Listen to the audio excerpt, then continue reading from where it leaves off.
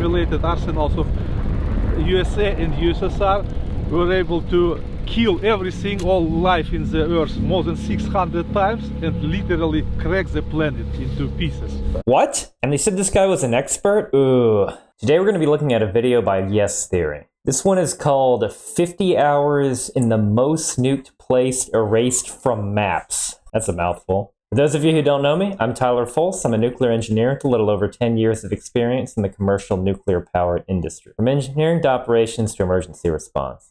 I don't claim to know everything there is nuclear, but I can certainly share some knowledge. Let's check this out. This seemingly uninteresting patch of land, with its few surrounding villages, is one of the most important places on Earth, but almost no one has ever heard of it.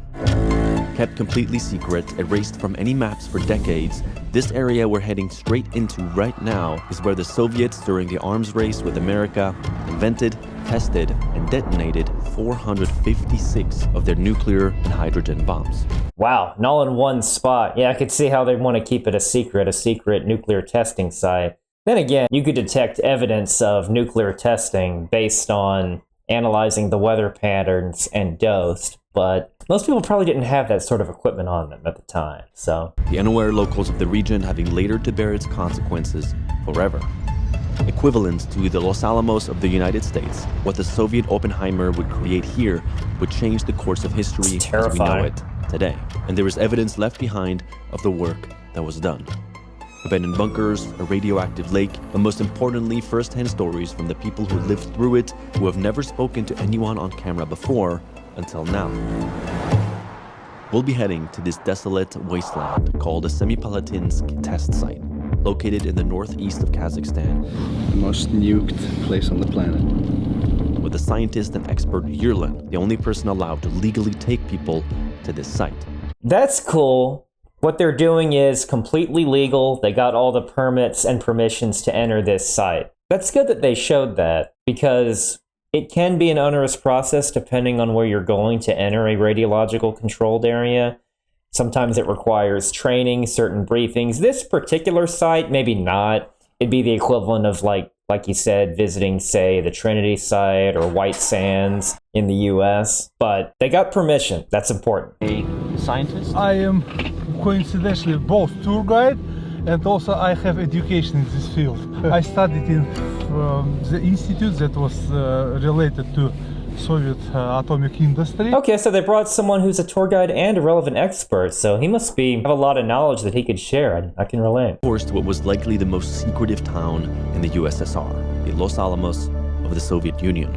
Strangely enough, even though Los Alamos was completely dismantled, most of this town still remains. That's interesting. I wonder how much advance notice the local population knew about the testing and also the health effects and procedures if some of the testing went wrong. Because there are historical records of nuclear weapons testing where they underestimated how powerful the weapons were in the case of the Castle Bravo testing, which resulted in a bomb yield over twice what they thought it was and a lot more dose to the local area than they initially thought was possible. What's the name of this town that we're in right now? The city is named after prominent Soviet scientist Igor Kurchatov, who was technical leader of whole Soviet atomic project. Interesting. So we don't see an Oppenheimerville or anything like that in the US. Using nuclear energy peacefully. He was engaged in nuclear research only due to the war, global politics. That's a shame, wanting to nuclear energy peacefully and yet being forced to research weapons. I'm all for peaceful use of nuclear technology rather than weapons, but can only imagine if I was forced to do something with weapons. It was kept secret. It was not possible to buy train tickets for it. Local guys being recruited to Soviet army first were transported by airplane to Moscow and landed there, and then transported back here. And many of them truly served that they are somewhere near Moscow. Wow.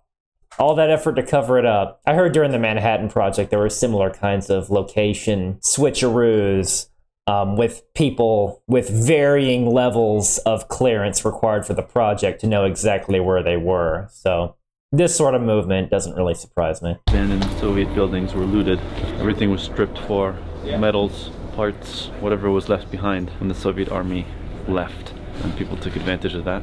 So this is what's left. You'll see that in Chernobyl. You could also see that in certain urban blights, that with former abandoned factories, really in all parts of the world, people just trying to scrounge whatever stuff they can get their hands on. The whole floor is falling apart. You'd say that this city was comparable to Los Alamos? I mean, this town, yes, but secrecy was much stricter here, much stronger, and also much more effective. I buy that. The Soviets have covered up things a lot. I was going to say better, but considering what they did, maybe better is not the right word. They were better at keeping it a secret, but how they kept a secret, not exactly the most humane way. But yeah, I could see the Soviets keeping a better secret. Also hiding a highly strategic and crucial long-range bomber base, as well as a city that housed all of its soldiers and families, now reminiscent of Chernobyl. Fascinating to me how cities in the Soviet Union completely designed around the purpose. Like Pripyat was actually put on the map for the Chernobyl nuclear power plant. The city's entire economy revolved around it. Like there were factories in the local area that strictly made parts, whether it be like valves, components, bolts, nuts, everything you need to have the nuclear power plant functioning in the local area. Without the Chernobyl plant, the town wouldn't have reason to exist, which is what actually happened. After the Chernobyl accident, the town more or less ceased to exist as an actual town. Not that it's really not unsafe to live there, but I mean, there's really no reason for that town to be there since it doesn't have a purpose anymore. Где большая доза радиации до 30 минут там. 30 minutes, huh? Если там она не превышает нормы, больше работали. А так превышение дозы радиации было, если оно... Well, that's interesting. So yeah, time is a key aspect towards radiological safety. It's directly proportional to how much time you spend in the radiation field. So enforcing strict time limits is a good radiological work practice. The three methods are time, distance, and shielding. Distance, if you double your distance from the source of radioactivity, you only get 1/4 the amount of dose. And shielding, so things like personal protective clothing, lead shielding, concrete shielding, depending on the type of radiation you're working with, can go a long way in terms of ensuring that you receive less dose. Now, granted, you want to be reasonable about it. You can't have people walking around in lead suits because they're too bulky to move around with, but you can do things like severely cut down the time that you're in the area or increase the distance between you and the target. Нет, так же атомная бомба, она должна была по этим... Wow. Типа, взрывать. Наша та же работа, просто мы не успели запечатать, но не успели ее. So there was just a bomb here after the Soviet Union broke down. That's fascinating. It stayed there for 4 years more. I don't think I've ever been a part of telling a story of such amplitude that has never... To be someone to have diffused a nuclear weapon. Can't say I've ever met anyone in my career who's done that. That's fascinating. And an old nuclear weapon that might not always provide the best indication of when it's diffused or not, possibly with questionable equipment and questionable training. So that's fascinating. To explore the Semipalatinsk nuclear test site. On this vast plain of dust was where more nuclear tests were conducted than any other place on Earth. That's Most crazy. nuked place on the planet. Wonder if they're bringing a Geiger counter or something to detect. I don't think it would... It's not going to be unsafe to be there, but you could just tell how nuclear weapons have transformed the dirt and the rocks. The trinitite in New Mexico, all the sand, the dust, the soil was all fused together due to the intense heat from the nuclear explosions at that testing site. And that substance does not exist naturally, and it is radioactive. Now, picking up a handful of the stuff isn't really considered dangerous, but just like anything else with radioactive material, you want to exhibit some precautions with safe and handle it safely. Criteria were quite strict to choose the land. First criteria was as low as possible density of population. That's a good one. There are low population zones around nuclear power plants, for that matter. Not this low, but There are low population zones just to make emergency planning easier in the unlikely event you have to issue an evacuation order. It is less than 1 person per 1,000 square kilometers. Wow. In 1953, first hydrogen bomb in the world was blasted between 4 and 500 kilotons.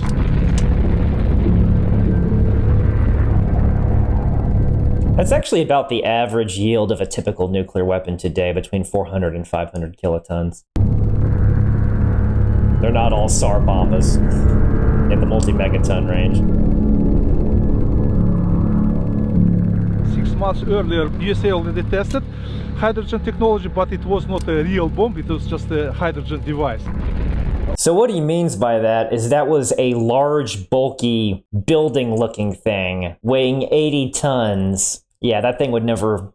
It could never be used as a deliverable weapon, but it was, yeah, more of an experiment, a proof of concept that using nuclear fusion as a weapon could work. Related arsenals of USA and USSR were able to kill everything, all life in the earth more than 600 times and literally crack the planet into pieces. What? And they said this guy was an expert? Ooh, that better have been some sort of second language error. But all right, let's break this down. 600 times more powerful enough to wipe out all life on Earth. No, not even close to wiping out all life on Earth. If you want to hear more of my thoughts on that, I'll pin a comment down below showing what if we did detonate all nuclear weapons. And he's talking instantaneously. He's not even getting into nuclear winter stuff, which also wouldn't wipe out all life on Earth either. All nuclear weapons in the world at its peak, so we don't have that many nukes now, was a mighty 23 million kilotons. That sounds like a lot, and it is, but the asteroid that killed the dinosaurs, which wasn't nearly powerful enough to end all life on Earth because we're still here, was 10 to the 11th power kilotons, and that wasn't enough. Another thing he said was 600 times more powerful to wipe all life on Earth was enough to crack the Earth into pieces. Now, wiping out all life on Earth is actually much easier than cracking the Earth into pieces, as Earth's gravitational binding energy is 6 times 10 to the 19th power kilotons. So no, nuclear weapons, they're powerful, and nuclear war would be terrifying. But as far as wiping out all life or shattering the Earth into pieces, not a chance. There's nowhere nearly enough nuclear weapons to do that. That we could do what? Destroy all life in the planet more than 600 times and crack the planet literally. Now, crack the planet literally, I mean, technically you could do that with a shovel, put a little crack in the Earth, but no, if he's talking actually overcoming Earth's gravitational binding energy, no, not even remotely close. Rigging times to destroy the Earth, yeah. That makes me so sad, yeah. Don't take what he says at face value, guys. I'd like to see his calculation on that. By the way, all the numbers I said, quite easy to look up, and you really don't need to be a nuclear engineer to know that. You just need to know how to compare relative orders of magnitude. What point do you stop? At what point do you go, we have enough, you know? Like, I mean, is there any justification for having any ability to destroy the Earth once, you know?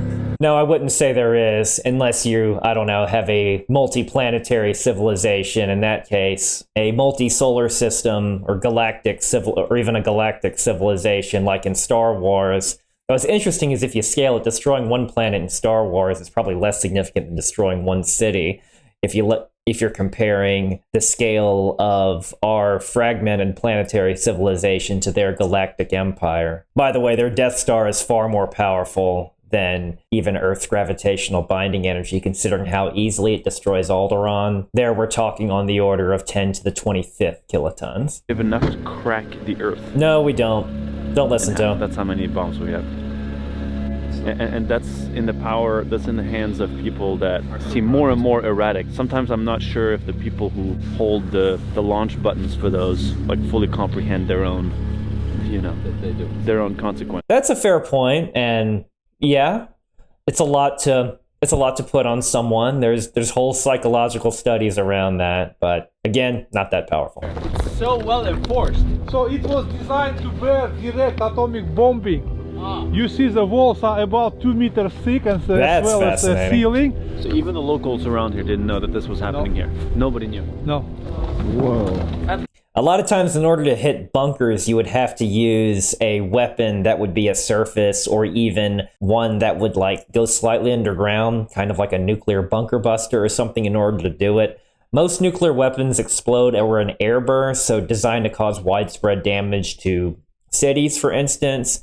But if a silo or a bunker is heavily buried, they could potentially survive it, provided that it's sufficiently buried and it's not a direct hit on the actual structure of the bunker themselves. But if it's an air burst, it's possible. Товарищам, что в то время, как сейчас, не было, когда взрывали и что это было, и что. Wow, them not telling you about any of these sort of crazy testings. Of course not, because it's a secret. I'm not really surprised. It is a door entrance and the cabin of the elevator. A guy descended there by rope. He says the equipment is still there, just flooded by groundwater. Yeah, in a state of disrepair like that, the Earth will reclaim it. If no one's there to maintain it, it's just not going to last very long. On January 15, 1965, the Soviet Union tested a hydrogen bomb 11 times the strength of the bomb dropped on Hiroshima by the United States military in 1945. The 140 kiloton device was buried nearly 180 meters in the ground, and upon detonation, the blast created a crater of 454 meters wide and 100 meters deep.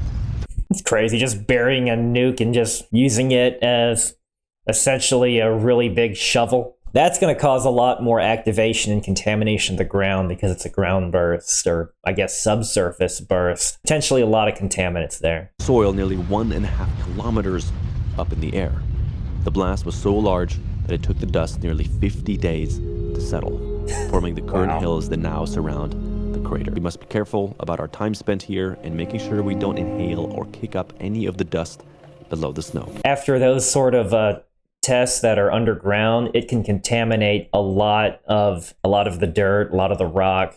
Neutron radiation has the potential to activate certain types of materials so that it becomes radioactive in turn, even though it wasn't radioactive to begin with. That's not to say it's contagious or anything like that. You need to be in the presence of a neutron field, which you're only going to get neutrons from a nuclear reactor or a nuclear weapon.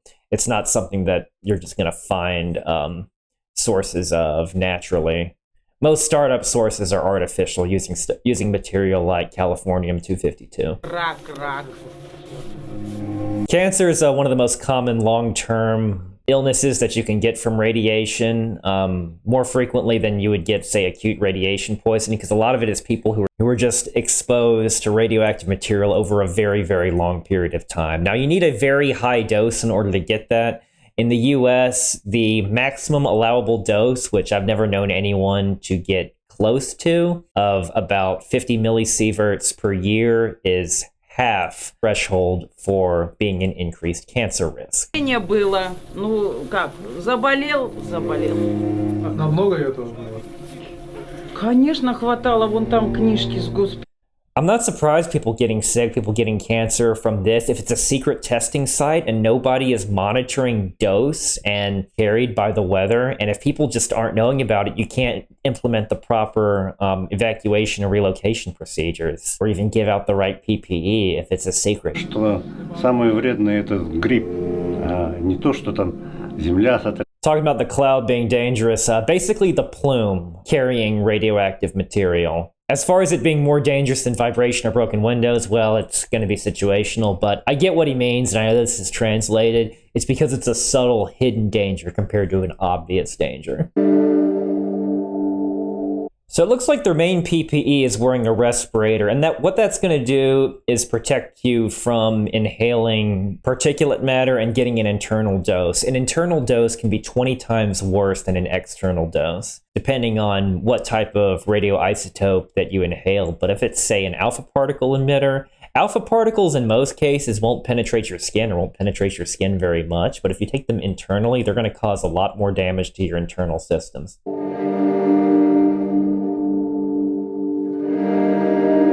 As far as the white suits they're wearing, does nothing to protect them from dose, at least directly, because that white suit's not really going to stop anything. What it will do is it will prevent them from spreading contamination, so that could inadvertently result in internal dose. So really, they're protecting themselves from internal dose. Постарше был бояга, ахр заманка келди, потому что там все становилось темно, все в пыли, там, понимаешь, ощущение такое было страшное, конечно. It's interesting that this personal protective equipment that they're wearing, you could basically get at Home Depot. These little N95 masks and those little Tyvek coveralls. Basically, you could be dressing like you're painting, and that would protect you from this particular type of radiological hazard. It's interesting, though. It's just, it all depends on the job. You don't always need SCBA, a bubble hood, or any kind of special respiratory equipment that you would only see in certain nuclear applications. But the nice thing about this is they're still pretty well mobile, and so they're going to minimize their time there by not being in some bulky, unnecessary PPE. So that's another consideration when entering a radiological controlled area. Как раз беременна ходила с сыном. Теперь сына катаракта врожденная. Fast dividing cells are especially vulnerable, so pregnant women, fetuses, especially vulnerable to radiation. There's a reason why the dose limit for a pregnant radiation worker is 1/10 that of a non-pregnant radiation worker. Just, you want to be extra sure. The regular dose is well below the threshold for increased adverse effects, but a pregnant woman, we want to be absolutely sure, which is why instead of half, it's a 20th. Нет, у меня мама в 49 лет умерла от онкологии. У него отец и мать тоже умерли. Very sad. Again, cancers you'll see that a lot more common for these sort of long-term gradual effects than you would compared to acute radiation poisoning. It doesn't take nearly as much to put yourself at an increased risk of cancer compared to acute radiation poisoning. These are all very high doses that are far higher than anything you would get, say, living near a nuclear power plant. In fact, you're going to get less dose living near a nuclear power plant than compared to living near a coal or natural gas plant, just because there's less emissions. Also, coal and natural gas aren't required to measure it in terms of radioactivity. So you'll get more radiation and more toxins from a coal power plant. Все перешли в Казахстан. Kazakhstan abandoned all of its nuclear weapons. Also, it had fourth biggest nuclear arsenal in the world. Now that's saying something. One of the biggest nuclear weapon countries getting rid of all of their nuclear weapons. That's remarkable. If everyone could follow suit, then they'd have no need for that. And you could even convert them into just using peaceful uses, such as generating clean, safe, sustainable electricity for the long term. Very harrowing. I really appreciate this video, though they really need to question their so-called expert. Maybe something was horribly, horribly lost in a translation or a second language, but nuclear weapons aren't anywhere close to ending all life on Earth or splitting it into pieces. But other than that, I enjoyed this. Thank you very much for watching. I'll see you next time.